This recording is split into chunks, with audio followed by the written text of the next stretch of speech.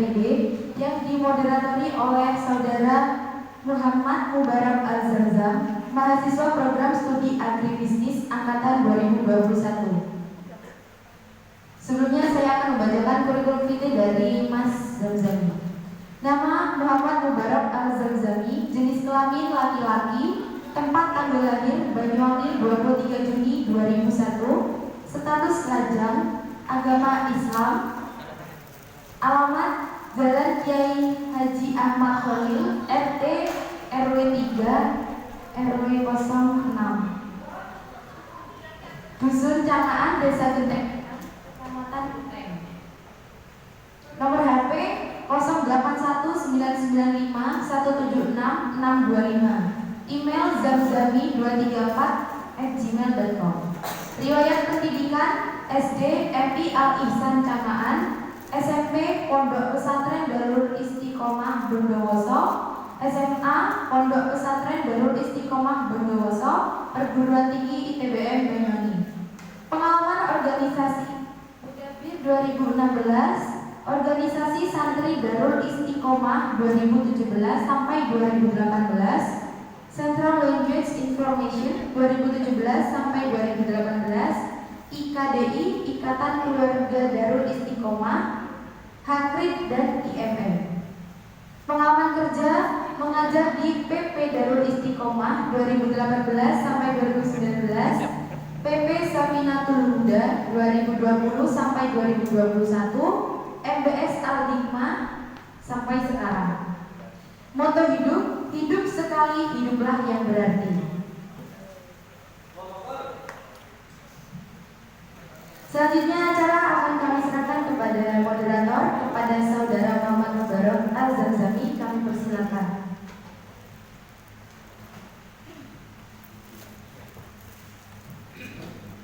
Oke, terima kasih pengacara. Sebelumnya, bismillahirrahmanirrahim. Assalamualaikum warahmatullahi wabarakatuh. Alhamdulillah, nahmaduhu wa nasta'inuhu wa nastaghfiruh wa na'udzu billahi min shururi anfusina wa min sayyiati a'malina. May yahdihillahu fala mudilla lahu wa may yudlil fala hadiya lahu. Asyhadu an la ilaha illallah wahdahu la syarika lahu wa asyhadu anna Muhammadan 'abduhu wa rasuluh la nabiyya wa la rasula ba'd. Alhamdulillah, perkenalkan, nama saya Muhammad Mubarak Al-Zamzami. Saya dari Prodi Agribisnis.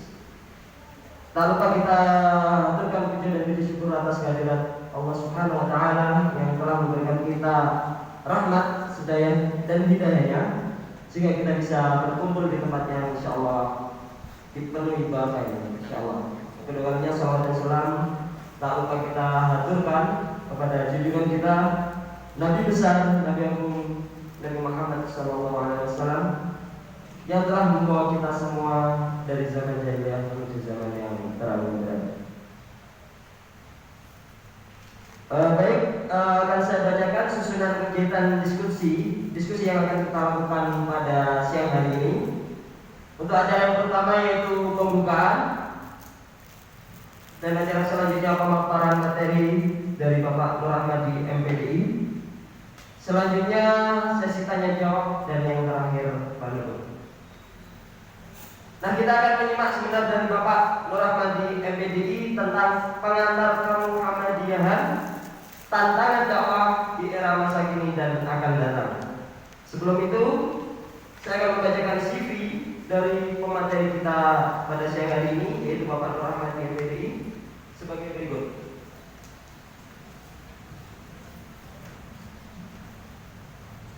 Nama Nur Ahmadi MPDI, jenis kelamin laki-laki, tempat tanggal lahir Banyuwangi 29 Juni 1951, agama Islam, alamat Kerajaan RT 3 RW 4 Desa Genteng Kulon, Kecamatan Genteng, Banyuwangi. Nomor HP 0812949490 Riwayat pendidikan beliau SD SR Muhammadiyah Jatirejo Purworejo, SMP PGAN 4 tahun Jember, SMA PGAN 6 tahun Jember, perguruan tinggi STAI Ibrahimi dan Unmuh Surabaya. Pengalaman organisasi Ketua PCM Genteng tahun 2005 hingga 2010, Bendahara PBM Banyuwangi 2010 hingga 2015, Bendahara PBM Banyuwangi 2015 hingga 2022. Pengalaman kerja Guru SD Muhammadiyah Jatirejo, Guru SMP Muhammadiyah Jatirejo, Guru SPG Muhammadiyah Jatirejo, Guru SMA N1 Genteng, Guru SMA Muhammadiyah 2 Genteng, dosen ITBM Banyuwangi. Moto hidup: hidup di dunia hanya satu kali, manfaatkan untuk berjuang dan beribadah.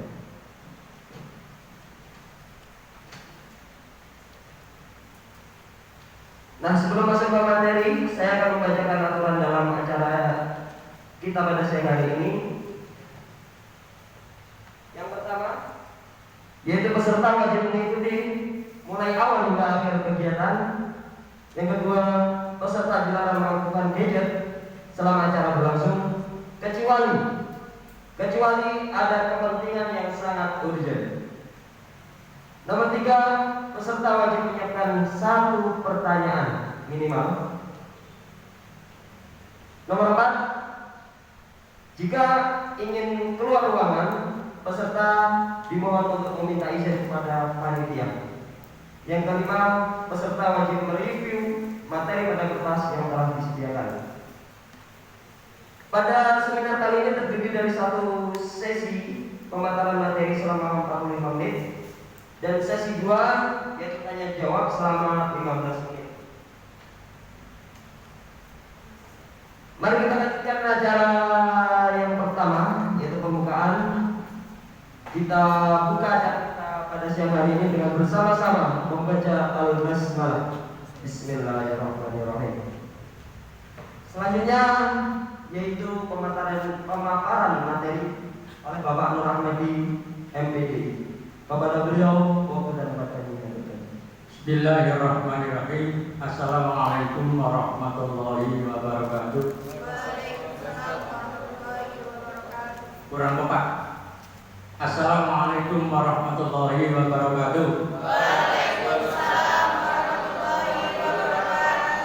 Untuk berikutnya, manakala ada salam, tidak harus diberi semangat oleh yang memberi salam, tetapi langsung dijawab dengan sangat semangat seperti yang barusan dilaksanakan.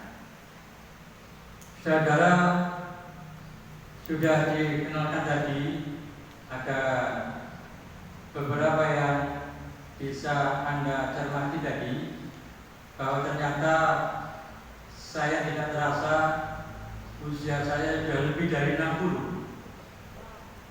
Kebetulan juga saya tinggalnya di antara yang lain adalah yang paling dekat dengan kampus ini. Tetapi saya gabung di ITBM bukan karena domisili saya yang dekat, tetapi adalah karena memang ada panggilan-panggilan perjuangan, lebih-lebih di sebuah lembaga pendidikan tinggi yang baru seperti ITBM. Kalau saya ukur kira-kira dari kampus ini, rumah saya hanya kira-kira 150 meter saja di arah sana. Kalau Anda nanti berjalan ke arah utara, ada Dr. Nenah Namidu, atau ada almarhum Dr. Mulyanto, ada gang ke barat, kira-kira 60 meter dari bibir gang itu, maka akan sampai ke rumah saya. Saya merawat sebuah musola. Musolanya namanya Musola Al-Hasanah, untuk mengingat salah satu cucu dari pendiri musola yang juga almarhumah karena meninggal, dan kemudian untuk mengabadikan nama cucu itu, maka nama musolanya adalah Musola Hasanah. Nama musolanya agak aneh, nama wanita. Nah, masalah karena tujuannya adalah untuk mengabadikan nama dari seseorang yang sudah berjasa.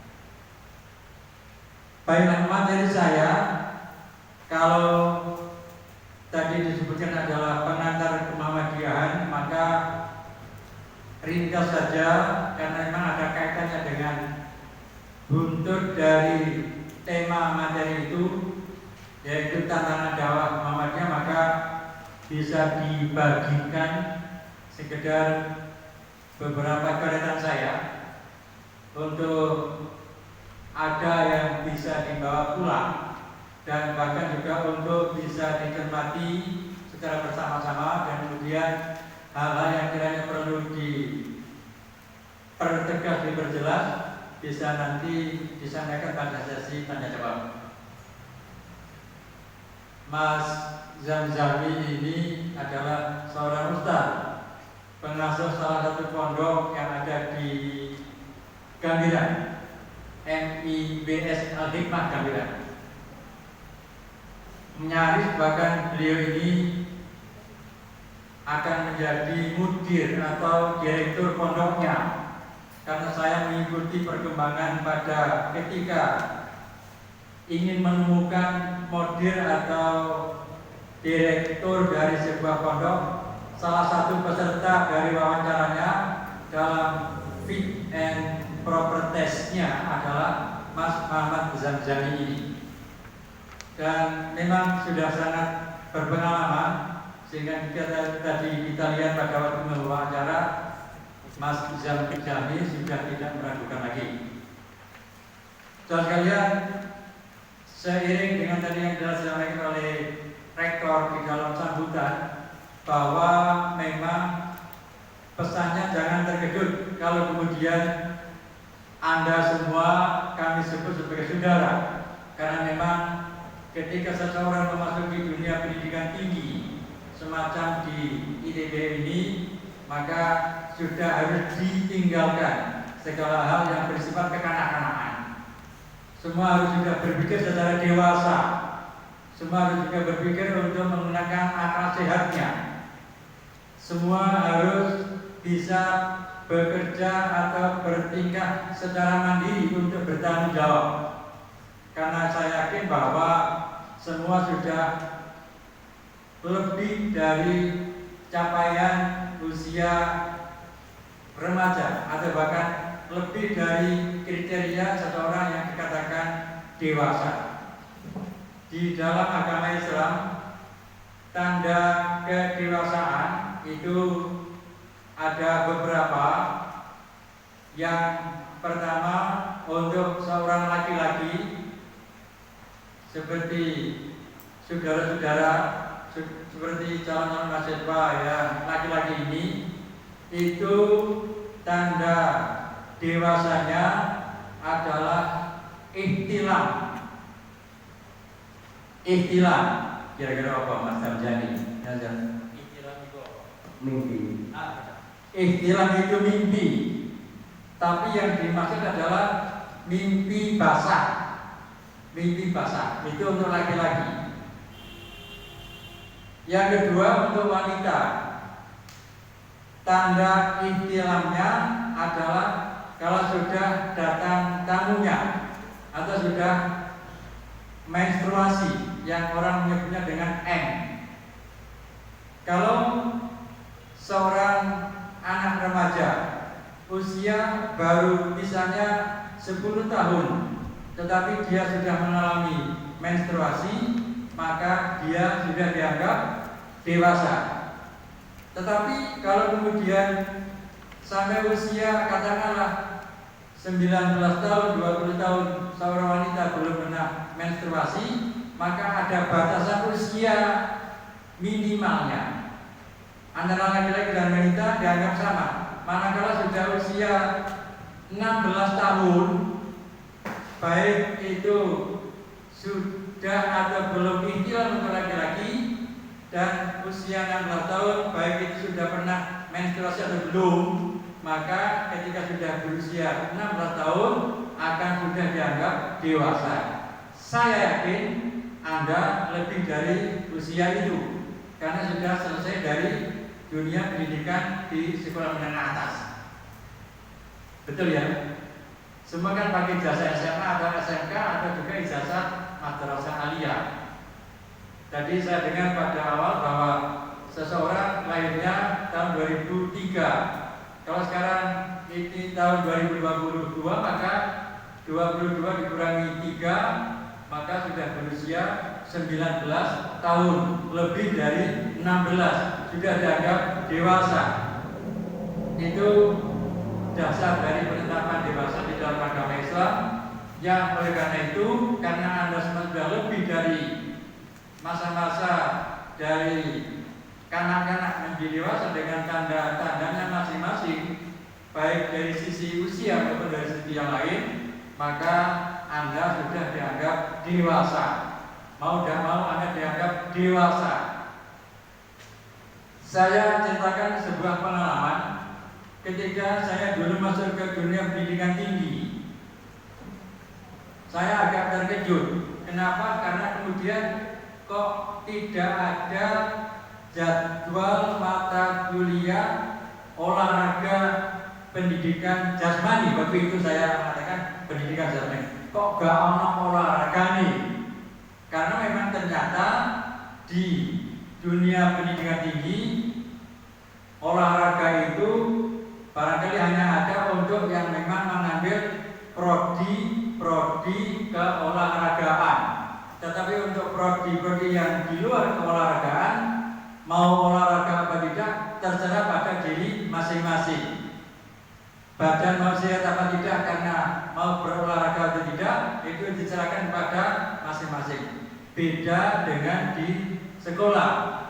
Ada keolahragaan itu, ada jadwal khusus olahraga, walaupun barangkali porsi jamnya berbeda-beda. Nah, terkait dengan kedewasaan berpikir, maka jangan senantiasa hanya menggantungkan apa yang diberikan, tetapi silakan berusaha mencari, berusaha memburu sesuatu yang diperlukan oleh diri masing-masing.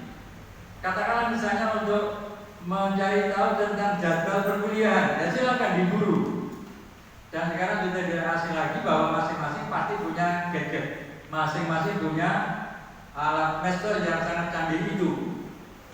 Tinggal nanti pandai apa tidak mempergunakannya. Bisa digunakan untuk masalah-masalah yang positif, tetapi juga ada yang bisa digunakan, bahkan ada yang juga menggunakan untuk masalah-masalah yang bersifat negatif. Harapannya silakan banyak-banyak HP masing-masing itu untuk digunakan di dalam masalah-masalah yang apa kira-kira? Negatif atau positif? Tentu positif, tentu positif. Bukan atau tidak seperti zaman saya ketika masih kuliah itu mencarinya terurusan kemana-mana itu, ke toko buku, kemudian kadang-kadang nyerobot majalah yang ada di kantor untuk nyolong-nyolong untuk membaca dan sebagainya. Sekarang tidak lagi begitu karena memang sudah ada alat yang sangat canggih itu. Ketika dulu saya kuliah pada awal itu selalu memperhatikan, melirik datang ke papan pengumuman. Papan pengumuman yang isinya macam-macam, kadang menyangkut diri kita yang sedang kuliah waktu itu. Tetapi sekarang papan pengumuman tidak lagi begitu diperlukan lagi karena memang sudah ada pengumuman langsung melalui alat yang kecil yang namanya HP itu. Saudara-saudara, di dalam Anda memasuki dunia pendidikan tinggi, maka saya singgung sedikit bahwa kata orang masyarakat itu dari sisi intelektualnya itu dipisahkan di dalam beberapa strata, beberapa lapis. Dan lapis tertinggi adalah para sarjana pada tingkatan masing-masing. Kalau dikatakan S3 itu level sarjana paling tinggi, di bawah profesor, maka adalah strata untuk sarjana yang tinggi adalah yang S3. Di bawahnya ada S2, di bawahnya ada S1 yang nanti Anda akan peroleh itu, yang akan Anda peroleh ketika selama Anda sukses kuliah di IBM ini pada ranah gelarnya masing-masing. Untuk teknik kimia, teknik industri, barangkali nanti gelarnya adalah ST, sarjana teknik. Untuk yang di agribisnis barangkali gelarnya SP, sarjana pertanian, atau mungkin yang lain. Itu akan Anda peroleh dan Anda akan memasuki dunia strata yang paling tinggi tadi, walau pada lapis yang ketiga setelah S3, S2 dan kemudian S1. Di dalam membawa diri nantinya, maka yang sudah menyandang gelar sarjana pasti harus berbeda dengan yang belum meraih gelar kesarjanaan itu. Nah, mahasiswa itu adalah lapis di bawah strata terendah dari sarjana tadi, karena memang merupakan calon-calon sarjana. Silakan berlatih untuk membawa diri secara baik dalam menyesuaikan diri dengan level yang ada persis di bawah level S1 tadi itu, karena memang Anda belum meraih gelar S1 itu. Silakan berlatih untuk betul-betul bertindak dewasa. Tadi disinggung oleh Pak Muklis bahwa jangan cengeng. Sarjana kok dikirim ke luar Jawa nangis, itu tidak pada tempatnya, tidak pada tempatnya. Kalau itu SMK barangkali, kemudian dikirim untuk PKL di lain tempat, ada yang nangis gitu.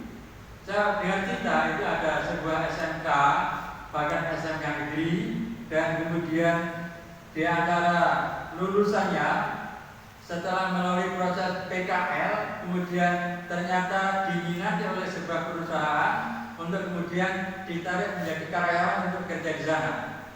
Salah satunya ada yang ditarik untuk kerja di Surakarta. Di Surakarta itu tempat muktamar yang akan datang itu, muktamar Muhammadiyah yang ke-48 insya Allah, yang itu akan dilaksanakan nanti pada tanggal 18, 19, 20 November yang akan datang. Lokasi sekolahnya di Banyuwangi. Mau direkrut untuk kerja di sebuah perusahaan di Surakarta, akan diberangkatkanlah sebanyak 7 orang. Tetapi dari 7 itu kemudian salah satunya mewek, dan kemudian tidak jadi berangkat walaupun sudah mendapatkan tempat kerja yang mapan karena gajinya lebih dari 5 juta per bulan, tetapi tidak jadi berangkat. Usut punya usut, ternyata katanya adalah karena berat sama pacarnya, seperti itu, berat sama pacarnya. Ini tidak perlu terjadi untuk yang sudah berpikir dewasa. Oleh karena itu, monggo, sebelum memang betul-betul Anda nanti menjadi sangat dewasa ketika mencapai gelar S1, berlatihlah untuk bertindak dewasa. Berlatihlah untuk bertindak secara berpikir yang sempurna karena sudah menginjak dewasa. Nah, beberapa ciri dari orang yang punya predikat terdidik, Anda masuk ke dunia pendidikan tinggi sehingga Anda akan menjadi terdidik nantinya. Saya terima dari Rektor Universitas Muhammadiyah Surabaya tahun 2014 yang lalu. Itu beliau mengatakan bahwa ada 5 ciri manusia terdidik, bisa diikuti barangkali. 5 ciri manusia terdidik. Tidak ada di teks, tidak. Maka ditulis barangkali 5 ciri manusia terdidik. Yang pertama,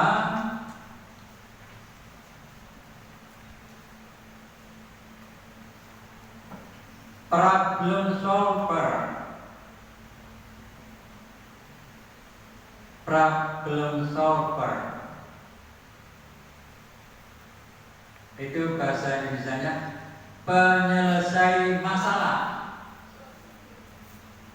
Penyelesai masalah, bukan problem maker, bukan pembuat masalah. Leonardo kan pada ahli pegadaian ya, Gadaian itu kan juga begitu ya, menyelesaikan masalah tanpa masalah. Itu ciri yang pertama. Ciri yang kedua, berpikir futuristik. Berpikir futuristik, futuristik. Membacanya futuristik. Berwawasan ke depan, berwawasan ke depan. Tentu tidak meninggalkan masalah-masalah yang sudah lalu untuk sekedar menimba pengalaman-pengalaman. Yang ketiga, bertindak efisien. Efisien. Apa efisien? Efisien itu hemat. Hemat. Dalam banyak hal hemat. Bisa hemat dalam hal waktu, bisa hemat dalam hal dana, bisa hemat dalam hal tenaga. Efisien, hemat. Kemudian yang keempat adalah taat asas, taat aturan. Mengikuti aturan yang ada, mengikuti aturan yang telah disepakati. Jadi ketika akan memulai seminar tadi telah dibacakan beberapa aturan oleh Mas Moderator, itu ditaati. Di antaranya nggak ada yang metu kecuali sangat terpaksa. Ada yang mau ke kamar kecil misalnya, monggo misalnya. Ada yang kemudian jatuh sakit, ya monggo misalnya seperti itu. Itu aturannya seperti itu untuk diskusi, untuk seminar seperti ini. Kemudian yang terakhir, yang kelima adalah budaya tepat waktu. Tepat waktu. Orang menyebut tepat waktu itu sama dengan punctuality. Budaya punctuality, budaya tepat waktu. Alhamdulillah tadi acara kita baru dimulai tepat pada waktunya. Maka monggo nanti di dalam mewujudkan ciri-ciri manusia terdidik pada diri Anda, ya silakan datang tepat waktu pada jam atau waktu yang telah ditetapkan itu. Kalau Anda kata misalnya perkuliahan dimulai jam 8, ya silakan. Sebelum jam 8 sudah siap pada tempatnya. Perlu Anda ketahui bahwa untuk perkuliahan kita, yang untuk utamanya yang semester 1 Anda nanti semester 1, dan juga semester 3 Mas Zamzami, untuk yang masuk pada tahun 2021-2022 yang lalu, itu perkuliahan akan dimulai pada pagi hari. Perkuliahan pagi hari. Tentu nanti fleksibel itu bisa diatur. Tetapi untuk yang sekarang semester 5 itu akan dimulai perkuliahan pada siang harinya dan juga fleksibel. Pada satu mata kuliah barangkali bisa pagi untuk yang semester 5. Tahu-tahu diam-diam kita itu, ITB kita ini sudah sampai ke semester 5, sudah memasuki tahun ketiga, dan kita akan sesungguhnya akan menginjak pada dies natalis perguruan tinggi kita untuk yang ketiga. Memang kita itu SK resmi kita dari kementerian itu tanggalnya 16 Oktober 2019. 16 Oktober 2019. Kemudian dihantam corona dan kemudian kita tertatih-tatih untuk kemudian promosi karena memang ada corona itu. Bapak-bapak dan ibu yang tergabung dalam upaya untuk mencari mahasiswa itu terkendala dengan tidak leluasanya datang ke Sudirman karena harus balik karena ada layanan masuk wilayah orang lain seperti itu. Kalau Anda nanti punya inisiatif untuk kemudian melaksanakan peringatan ulang tahun ITBM yang kesekian, maka silakan dirancang saja menjelang 16 Oktober tahun 2022 ini. Oktobernya kurang 1 bulan misalnya begitu, maka bisa ada waktu untuk merancang kalau akan memang dilaksanakan kegiatan kegiatan dalam rangka Dies Natalis perguruan tinggi kita. Baiklah, beberapa hal sebagai pendahuluan telah saya sampaikan. Monggo disimak secara sekilas halaman yang pertama. Halaman pertama. Dasar-dasar sudah bisa dibaca sendiri, baik itu Ali Imran 159, kemudian An-Nahl 125 maupun Al-Fath ayat 29. Ayat-ayat ini memberi gambaran pada kita agar dakwah itu dilaksanakan secara santun. Kalau tidak santun maka orang akan lari bahkan dari ajakan kita. Sekilas seperti itu bisa didalami sendiri.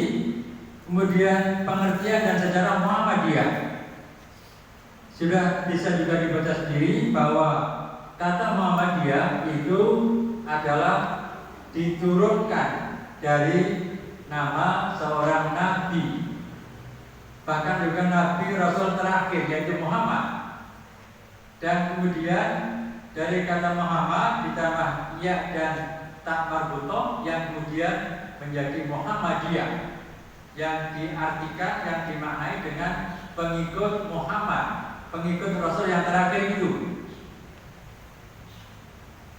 Saya kira yang dari sekolah Muhammadiyah akan sudah paham bahwa Muhammadiyah itu didirikan tanggal sekian, bulan apa, tahun berapa. Banyak yang dari sekolah Muhammadiyah ya, ada ya, banyak ya. Masih ingat barangkali pelajaran Muhammadiyah? Nah, tanggal berapa Muhammadiyah berdiri?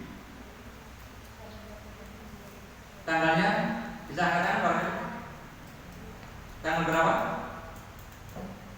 Di situ sudah ada, yaitu tanggalnya 18 November, tahunnya 1912.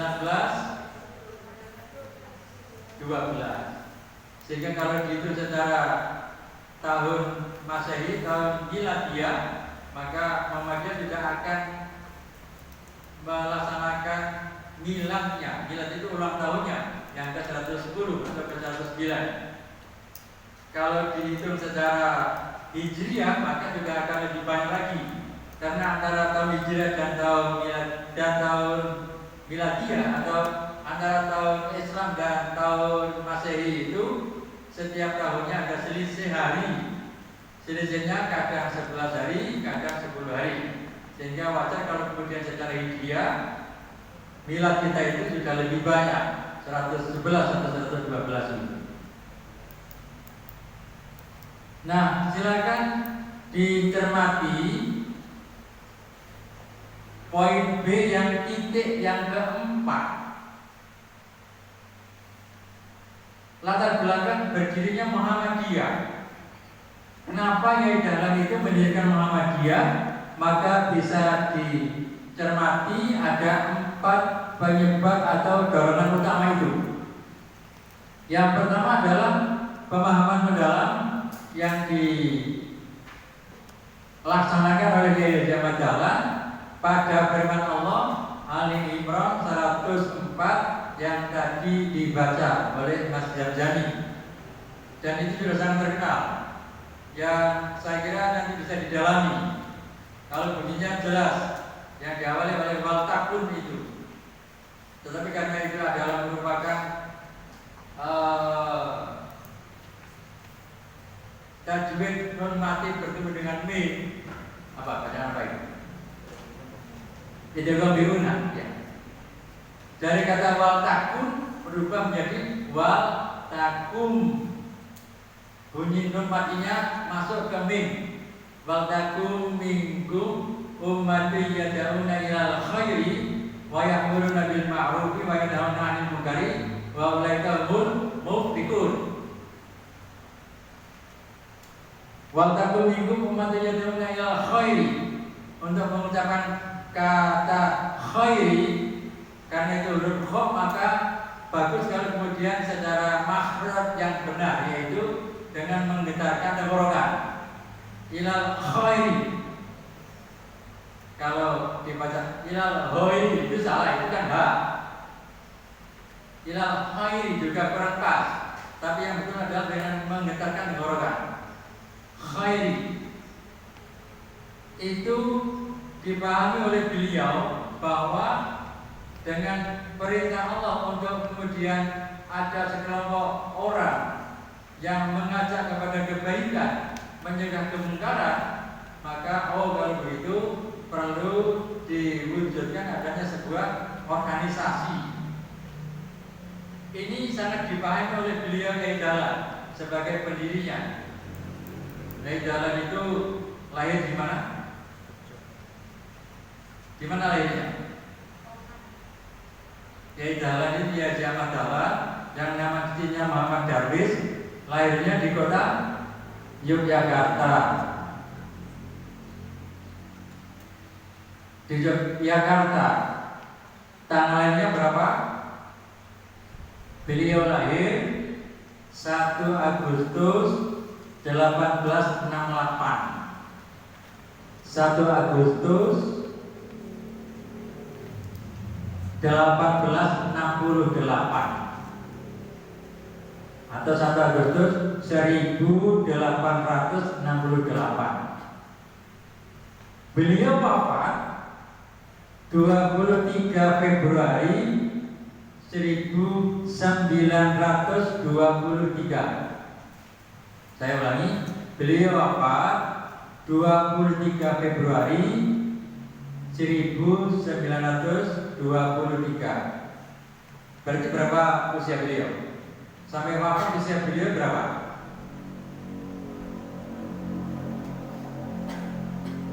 (1923) dikurangi 1868 berapa itu?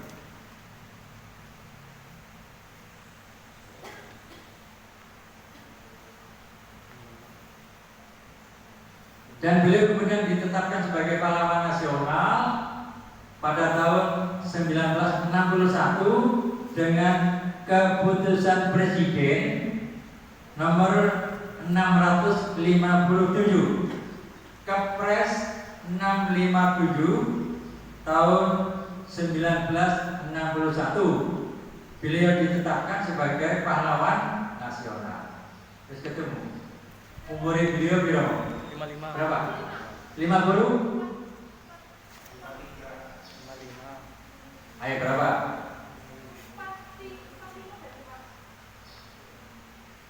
Kok sedikit sekali?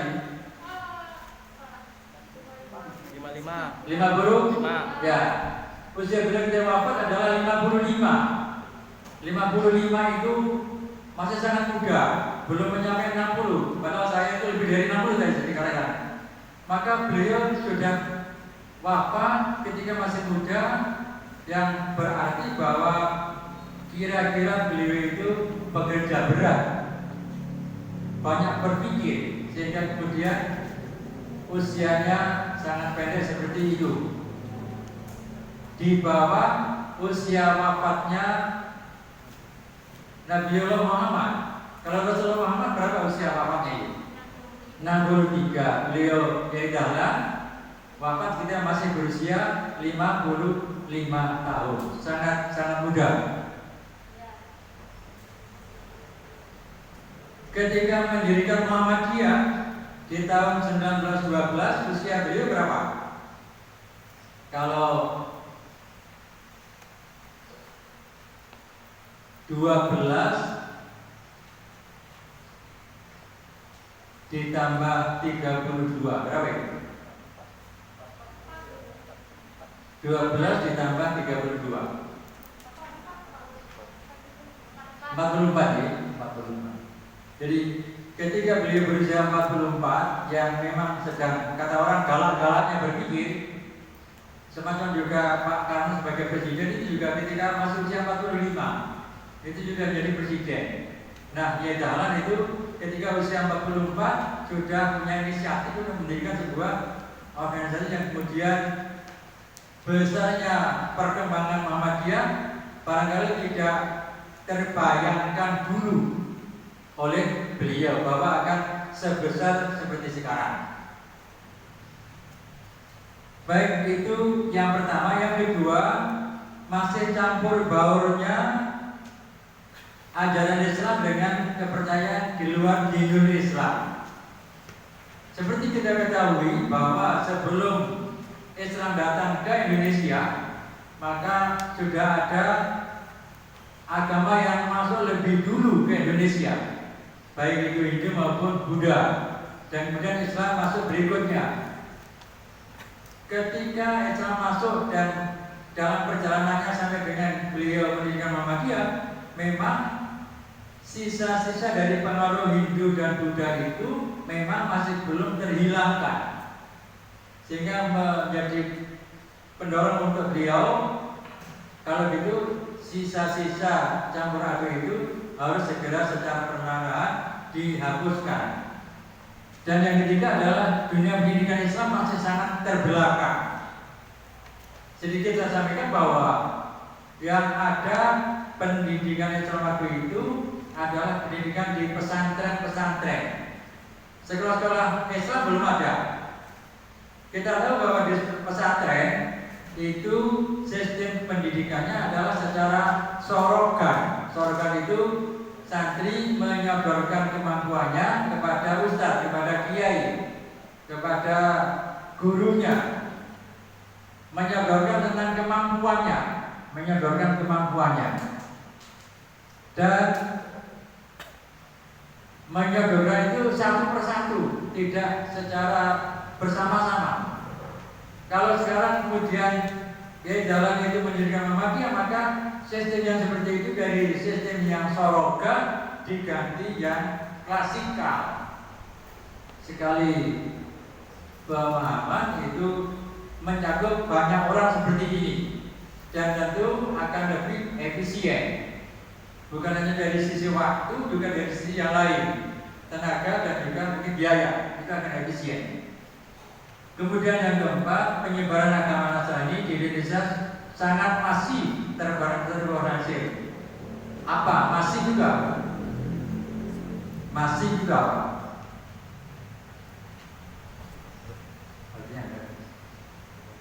Ya.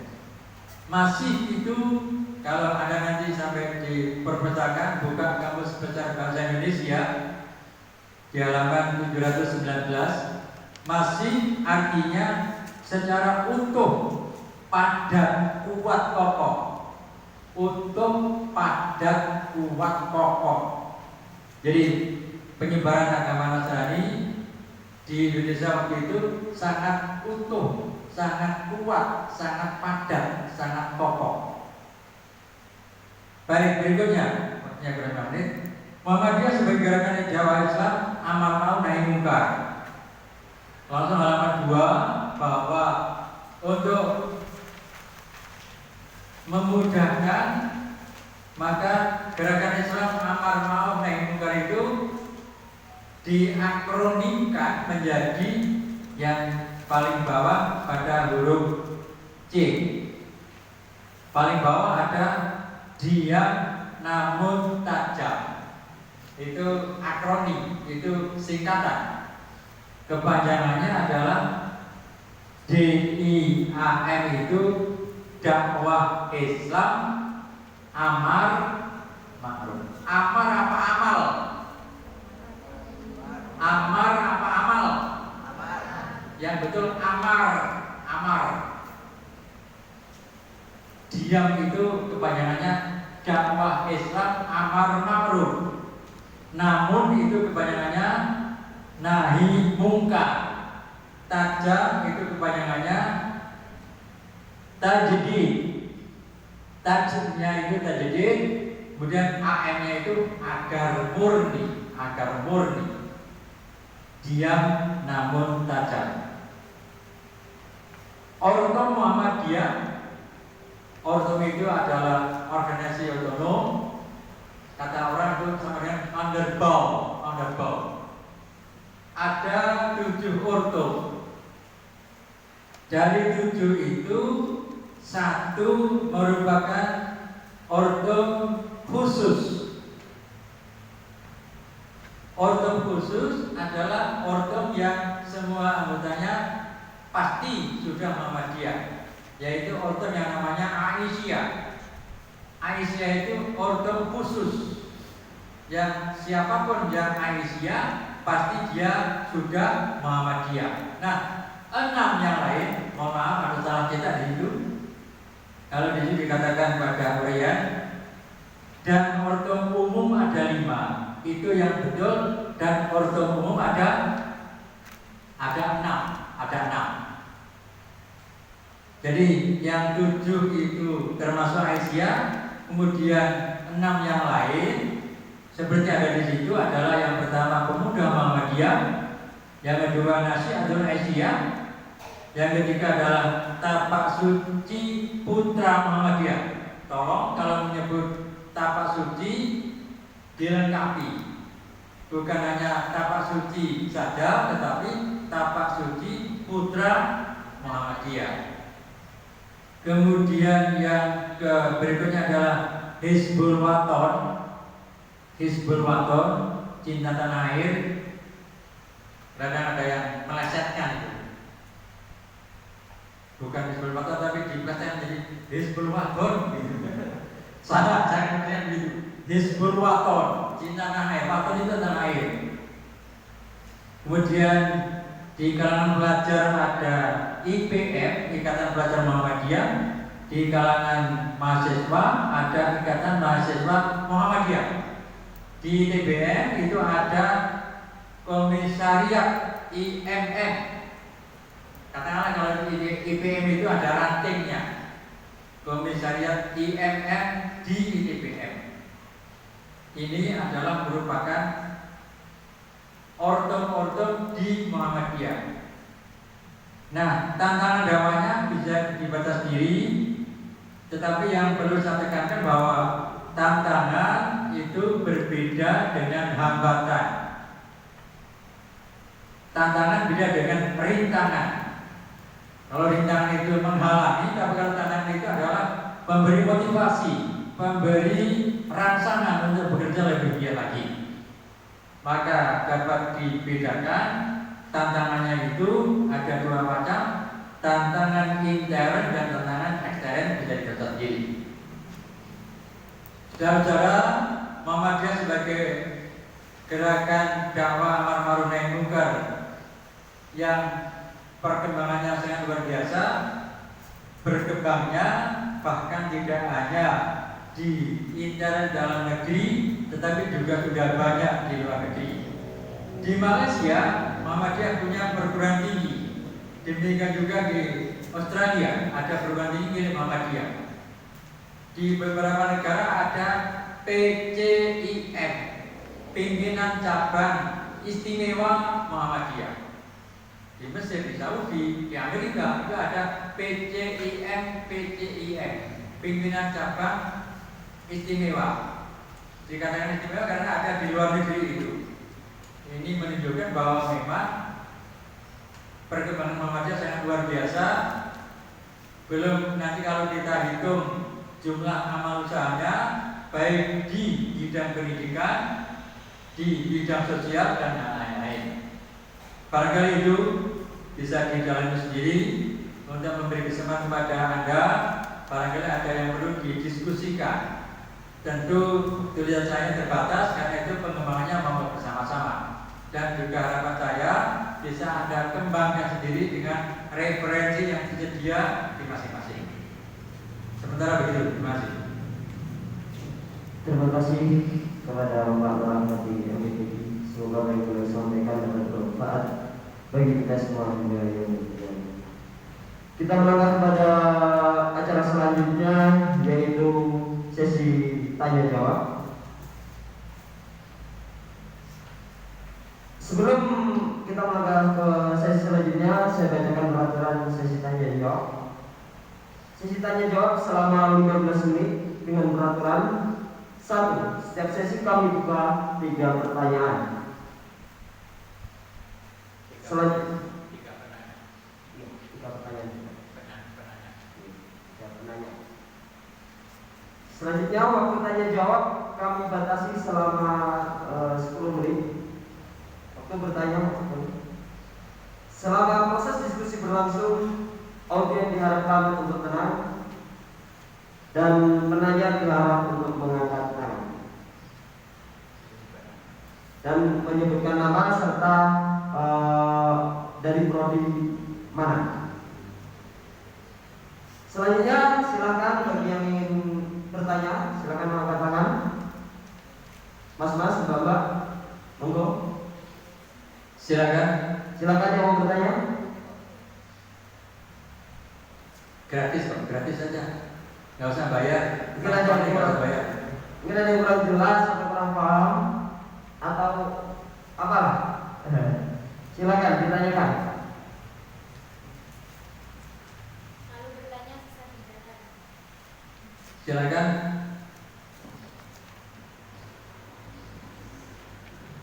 Ayo mahasiswa baru. Mahasiswa ini, mahasiswa harus kritis, harus banyak tanya. Tidak bertanya itu ada dua kemungkinan. Mungkin sudah paham semua, tapi mungkin sebaliknya gak paham belas lagi begitu. Mungkin Mbak Dewi mau tanya? Ada yang lain?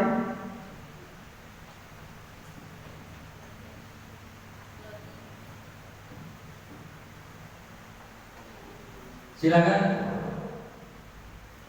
Atau saya tunjuk saja misalnya dari kelompok barat, mewakili siapa yang mau bertanya? Kelompok barat, silakan. Kelompok barat, monggo. Yang pojok sana tadi ada, sepertinya ada niat untuk bertanya. Pojok. Ya, Anda Pak. Ya, tadi sepertinya mau angkat. Silakan. Monggo, ya.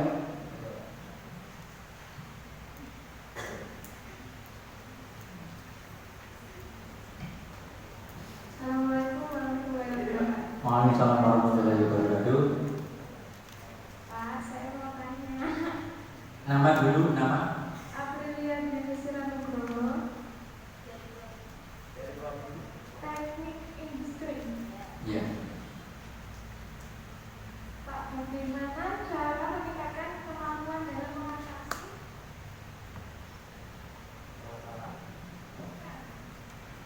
mengatasi yang masalah dalam organisasi kan membuat organisasi. Ya.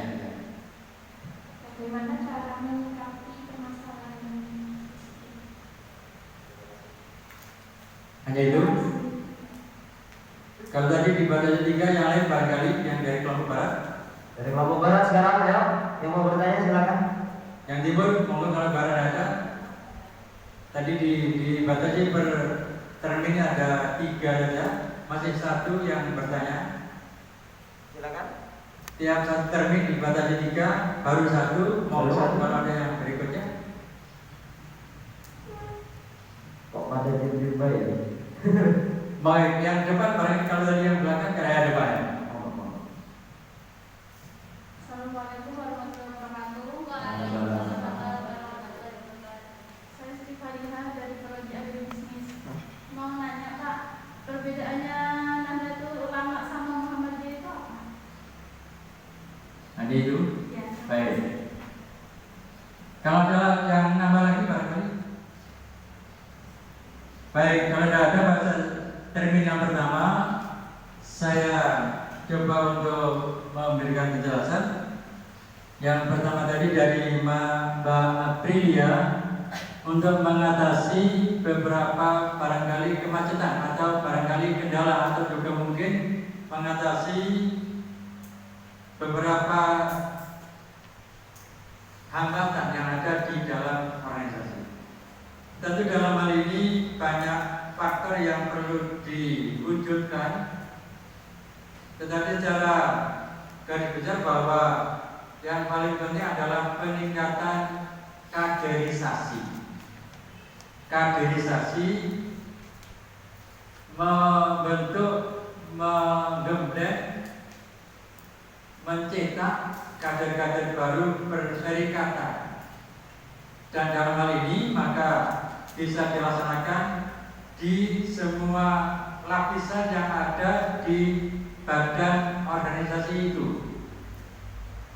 utamanya yang terkait dengan ordo yang 6. Ada bahkan kalau di dalam agamanya sudah jadi yang 7 yang Aisyah.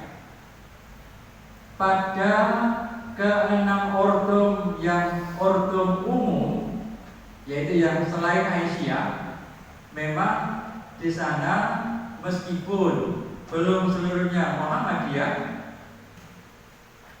adalah tempatnya untuk kaderisasi itu.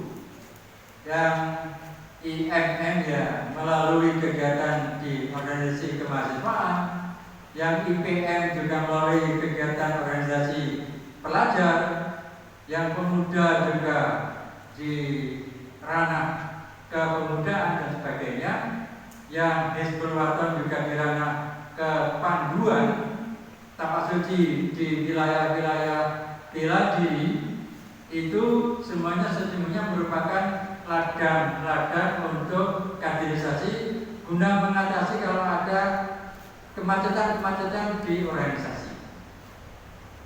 Bagus manakala setiap forum itu melaksanakan menyelenggarakan kegiatan yang sifatnya peningkatan kualitas diri. Dan memang di sana masing-masing forum itu punya label kaderisasi. Misalnya kalau di IPM ada Darul Akom misalnya, itu adalah lahan untuk kaderisasi. Di pemuda barangkali ada Baitul Akom, juga untuk peningkatan kualitas di dalam mempersiapkan kaderisasi itu. Jadi melalui ortom-ortomnya, saya kira seperti itu.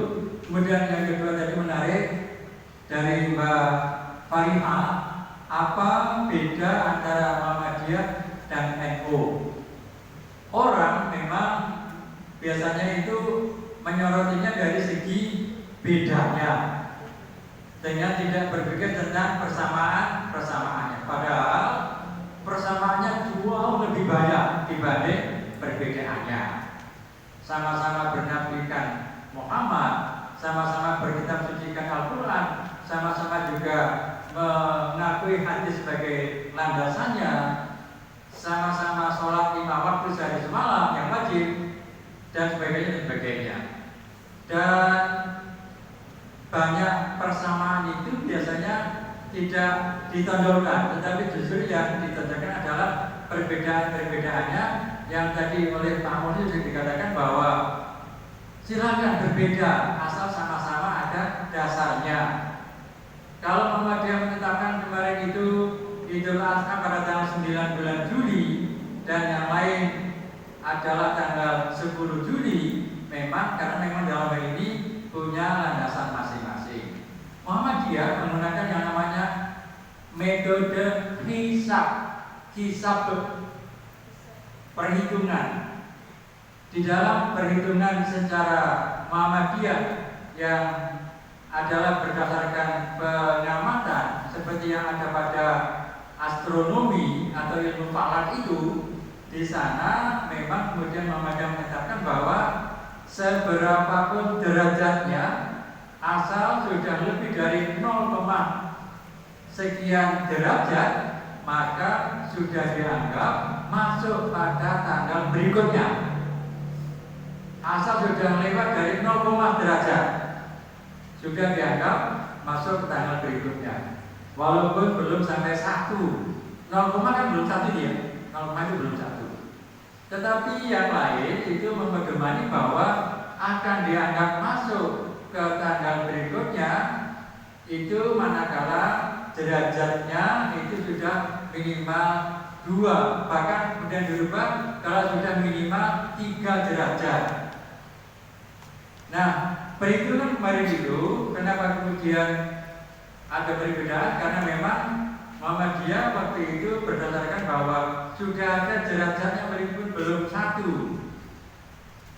Tetapi untuk yang lain itu nek gak telung derajat ya dianggap masuk kepada tangan berikutnya. Dan kemudian disitulah maka dalam wujud pelaksanaan Idul Adha-nya Muhammadiyah itu tanggal 9 Juli dan yang lain pada tanggal 10 bulan Juli. Itu dalam satu penetapan tanggal Hijriahnya seperti itu. Awal bulan Hijriahnya ditetapkan dengan penetapan seperti itu. Saya ulangi, Muhammadiyah mendasarkan pada ilmu hisab, ilmu falak atau astronomi, yang kemudian belum satu derajat pun sudah dianggap masuk ke tanggal berikutnya, tetapi yang lain itu menganggap baru masuk tanggal berikutnya kalau sudah minimal 2 atau 3 derajat lagi. Itu salah satu beda. Sehingga wajar kalau kemudian dalam beberapa kali itu antara Muhammadiyah dan yang lain itu berbeda penetapan tanggal hari rayanya seperti itu. Beda yang lain, misalnya Muhammadiyah itu tidak memegang aliran mazhab tertentu. Misalnya Muhammadiyah adalah bermazhab pada Hambali, tidak. Muhammadiyah bermazhab pada Syafi'i, tidak. Tetapi Muhammadiyah itu mendasarkan Al-Quran dan Sunnah yang tentu dalam penelitian yang dalam sehingga dapat ditemukan dasar-dasar yang autentik, dasar-dasar yang kuat. Dan untuk menemukan dasar yang kuat ini, Muhammadiyah punya sebuah majelis yang namanya Majelis Tarjih. Tarjih itu artinya menguatkan. Tugas dari Majelis Tarjih, kalau ada silang pendapat, maka Muhammadiyah Majelis Tarjih ini mencari alasan yang paling kokoh yang mana, yang paling kuat yang mana.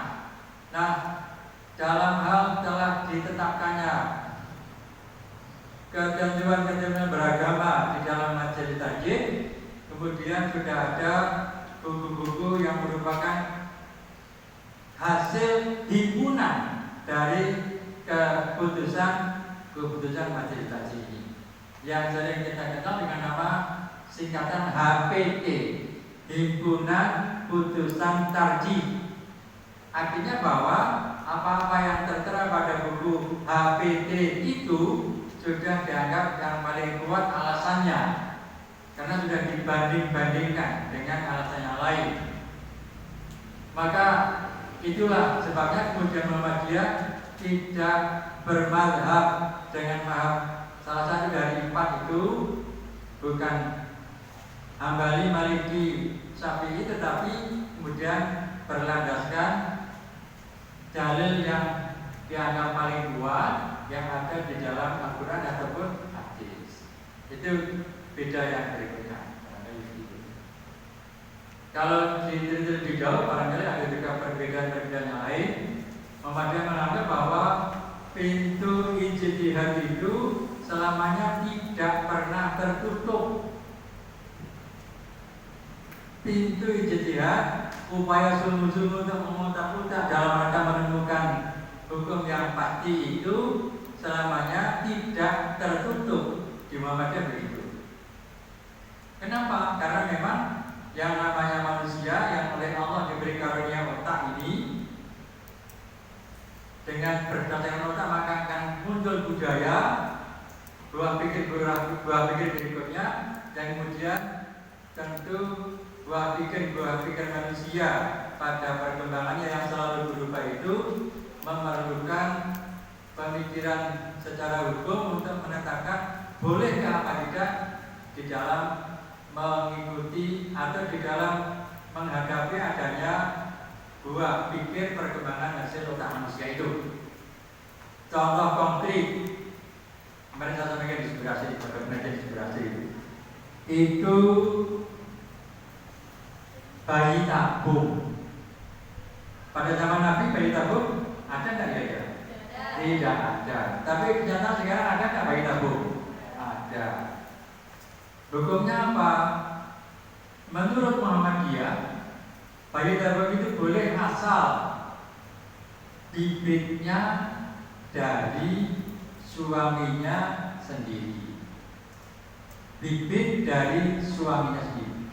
Spermatozoidnya yang akan dipertemukan dengan ovum dari istri, yang pertemuannya bisa di luar rahim, kemudian setelah bertemu, setelah terjadi pembuahan di luar rahim itu, kemudian secara medis dimasukkan ke rahim ibu dan terjadilah kemudian perkembangan di rahim ibu itu. Itu Muhammadiyah menghukumi boleh, asal catatannya kalau bibitnya berasal dari suaminya sendiri. Kalau dari bibit orang lain itu diharamkan, seperti itu.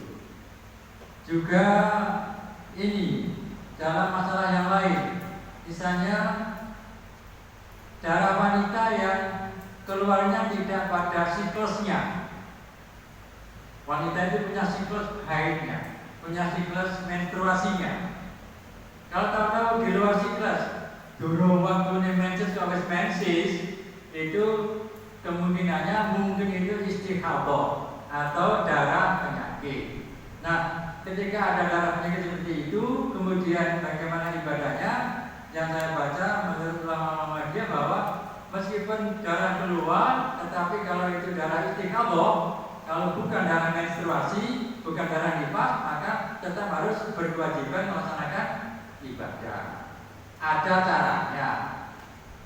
Darahnya dibersihkan, kemudian berwudu, setelah berwudu kemudian pakai pembalut, harus dilapisi pembalut supaya ketika sholat itu tidak sampai kemudian darahnya merambah kemana-mana. Harus ada pembalut. Seperti itu. Jadi masalah-masalah furuniyah yang ada, masalah-masalah cabang yang kecil yang ada itu beda. Tapi secara garis besar memang itu sama. Mudah-mudahan bisa melegakan walaupun sedikit. Ye.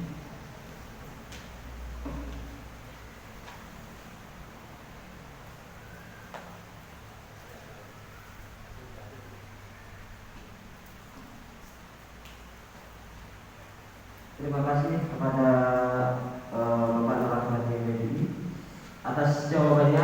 Semoga jawaban beliau dapat menjawab pertanyaan kalian. Langsung. Baik, terima kasih. Mohon maaf, waktu diskusi kali ini sudah habis dan dapat kita simpulkan bahwasanya Muhammadiyah ada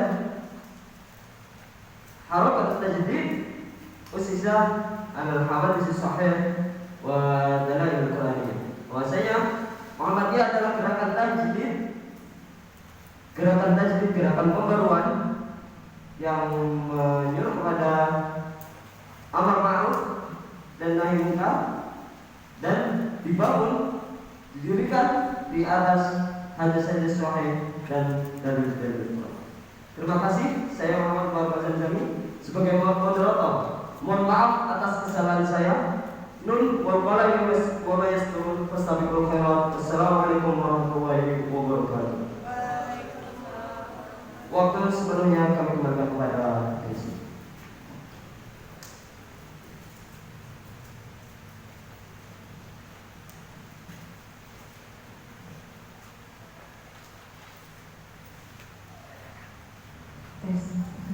Baik, terima kasih pada Bapak Nur Ahmadi dan juga Mas Zamzami.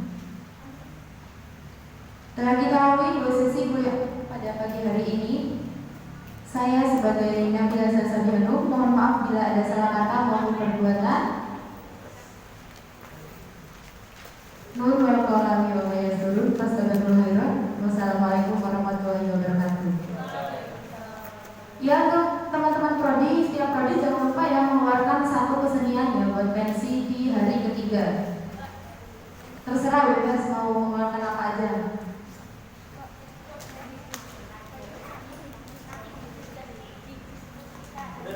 Iya, sudah ada grupnya belum?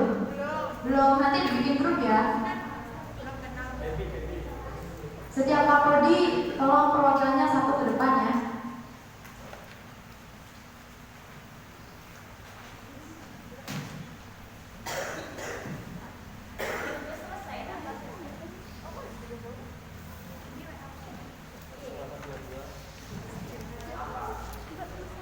Buat anak agribisnis satu, teknik industri satu, teknik kimia satu, balik ke depan ya.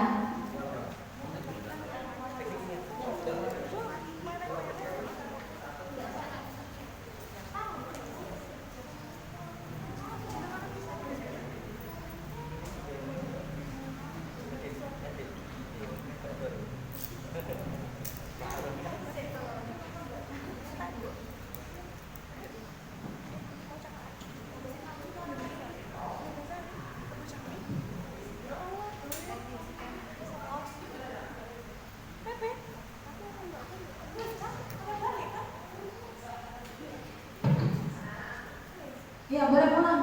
Nginep ya Kak Bobo. Oh bentarnya Kak Bobo. Jangan lupa ya peta seninya ya. Nggak bisa satu prodi 2 seni. Wani Kak.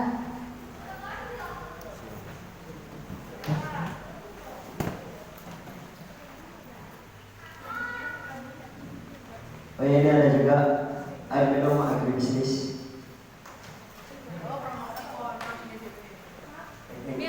Industrinya apa? Industrinya apa, Pak?